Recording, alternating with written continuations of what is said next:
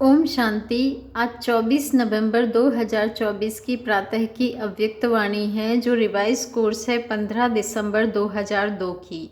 इस अव्यक्तवाणी का टॉपिक है समय प्रमाण लक्ष्य और लक्षण की समानता द्वारा बाप समान बनो। समय प्रमाण लक्ष्य और लक्षण की समानता द्वारा बाप समान बनो। इस अव्यक्तवाणी के कुछ मुख्य पॉइंट्स हैं। फर्स्ट पॉइंट है, बाबा कहते हैं बच्चे स्वमान के नशे में लवलीन हो जाओ। बच्चे स्वमान के नशे में लवलीन हो जाओ। सेकंड पॉइंट है, बाबा कहते हैं बच्चे अपने को चेक करो, स्वमानों की स्मृति की स्थिति कहाँ तक रहती है। बच्चे अपने को चेक करो कि स्वमानों की स्मृति की स्थिति कहाँ तक रहती है। अगला पॉइंट है, निश्चय है नॉलेजफुल बनना और रूहानी नशा है पावरफुल बनना। निश्चय है नॉलेजफुल बनना और रूहानी नशा है पावरफुल बनना। बाप दादा देख रहे थे कि बच्चों में स्वमान का निश्चय और उसका रूहानी नशा दोनों का बैलेंस कितना रहता है। बाप दादा देख रहे थे कि बच्चों में स्वमान का निश्चय और उसका रूहानी नशा दोनों का बैलेंस कितना रहता है। अगला पॉइंट है, लक्ष्य और लक्षण का समान होना। बाबा ने कहा लक्ष्य और लक्षण का समान होना, यही बाप समान बनना है।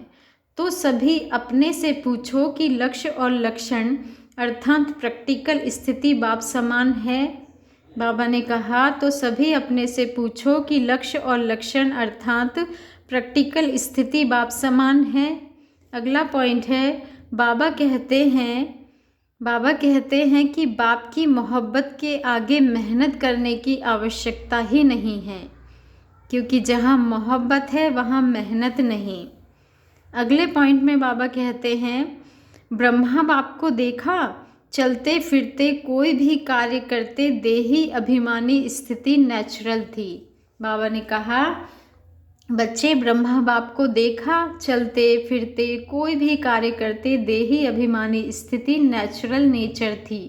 तो बाप दादा अभी सभी बच्चों की देही अभिमानी रहने की नेचुरल नेचर देखना चाहते हैं। तो बाप दादा भी सभी बच्चों की देही अभिमानी रहने की नेचुरल नेचर देखना चाहते हैं। अगला पॉइंट है, बाबा ने कहा फरिश्ता बनना व निराकारी कर्मातीत अवस्था बनने का विशेष साधन है निरहंकारी बनना।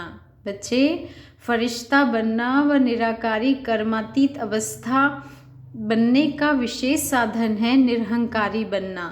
निरहंकारी ही निराकारी बन सकता है। कितना पावरफुल पॉइंट बाबा ने कहा कि निरहंकारी ही निराकारी बन सकता है। निरहंकारी ही निराकारी बन सकता है। इसलिए बाप ने ब्रह्मा द्वारा लास्ट मंत्र निराकारी के साथ निरहंकारी कहा।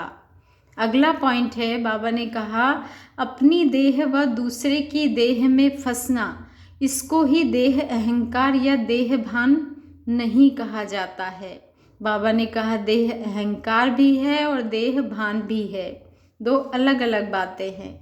आगे बाबा ने अगले पॉइंट में कहा है कि सारी मुरली नहीं कहते हैं याद करो। बाबा सारी मुरली नहीं कहते हैं बच्चे याद करो, सिर्फ 3 शब्द याद करो। वो 3 शब्द कौन से हैं? निराकारी, निर्विकारी और निरहंकारी। यह 3 शब्द याद करो बच्चे, सारी मुरली याद नहीं करो, 3 शब्द याद करो। यह महामंत्र संकल्प को भी श्रेष्ठ बना देगा, वाणी में निर्माणता लाएगा, कर्म में सेवा भाव लाएगा, संबंध संपर्क में सदा शुभ भावना शुभ कामना की श्रेष्ठ वृत्ति बनाएगा।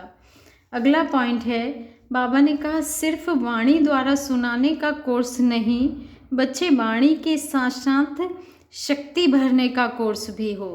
बाबा ने कहा बच्चे वाणी द्वारा सुनाने का कोर्स नहीं, सिर्फ वाणी द्वारा सुनाने का कोर्स नहीं, वाणी के साथ साथ शक्ति भरने का भी कोर्स हो, जिससे अच्छा कहे नहीं लेकिन अच्छा बन जाए। यह वर्णन करे कि आज मुझे शक्ति की अंजलि मिली। अंजलि भी अनुभव हो तो उन आत्माओं के लिए बहुत है बच्चे।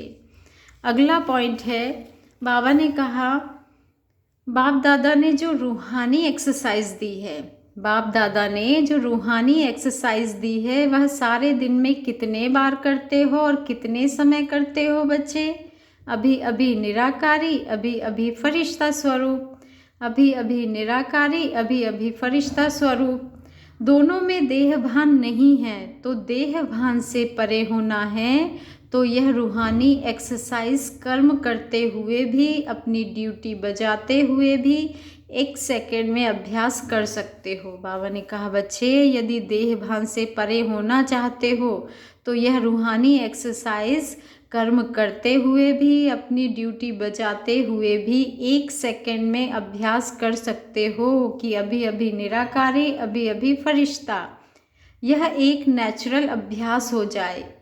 बाबा ने कहा यह एक नेचुरल अभ्यास हो जाए कि अभी अभी निराकारी, अभी अभी फरिश्ता, ऐसे निरंतर भव। बाबा ने हमें वरदान दे दिया कि बच्चे ऐसे निरंतर भव। अगला पॉइंट है, अगले पॉइंट में बाबा ने कहा कि बाप दादा सभी बच्चों को याद देते हैं, चाहे पुरुषार्थ में कौन सा भी नंबर हो, लेकिन बाप दादा सदा हर बच्चे के श्रेष्ठ स्वमान को याद प्यार देते हैं और नमस्ते करते हैं। बाबा ने कहा याद प्यार देने के समय बाप दादा के सामने चारों ओर का हर बच्चा याद है। याद प्यार देने के समय बाप दादा के सामने चारों ओर का हर बच्चा याद है। कोई एक बच्चा भी किसी कोने में, गांव में, शहर में, देश में, विदेश में, जहाँ भी है, बाप दादा उसको स्वमान याद दिलाते हुए याद प्यार देते हैं। सब याद प्यार के अधिकारी हैं। क्यों? बाबा ने कहा बच्चे सब याद प्यार के अधिकारी हैं। क्यों? क्योंकि बाबा कहा तो याद प्यार के अधिकारी हैं ही। आगे बाबा ने दादी निर्मल शांता जी से कहा है कि आपका हाजिर रहना ही सबके लिए वरदान है। वो कहते हैं ना, बड़ों का हाजिर रहना ही सब वरदान होता है घर के लिए। बाबा ने कहा आपका हाजिर रहना ही सबके लिए वरदान है। बोलो नहीं बोलो, कुछ करो नहीं करो, लेकिन आपका हाजिर रहना ही सबके लिए वरदान है। अच्छा, ओम शांति। वरदान में बाबा ने कहा है, आज वरदान दिया है कि लौकिक अलौकिक जीवन में सदा न्यारे बन, परमात्मा साथ के अनुभव द्वारा नष्टो मोहा भव। लौकिक अलौकिक जीवन में सदा न्यारे बन, परमात्मा साथ के अनुभव द्वारा नष्टो मोहा भव। आज का स्वमान है, मैं नष्टो मोहा आत्मा हूँ, मैं नष्टो मोहा आत्मा हूँ। सारा दिन इसका अभ्यास करते रहें। सदा न्यारे रहने की निशानी है प्रभु प्यार की अनुभूति, और जितना प्यार होता है उतना साथ रहेंगे, अलग नहीं होंगे। प्यार उसको ही कहा जाता है जो साथ रहे। जब बाप साथ है तो सर्वबोझ बाप को देकर खुद हल्के हो जाओ। यही विधि है नष्टो मोहा बनने की। लेकिन पुरुषार्थ की सब्जेक्ट में सदा शब्द को अंडरलाइन करो।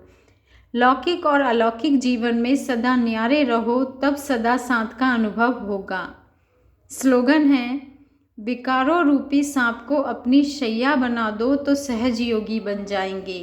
बच्चे, विकारों रूपी सांपों को अपनी शैया बना दो तो सहज योगी बन जाएंगे। अच्छा, ओम शांति। मीठे मीठे प्यारे प्यारे बाबा को मीठा मीठा प्यारा प्यारा ओम शांति और बहुत सारा शुक्रिया। Thank you Baba, thank you.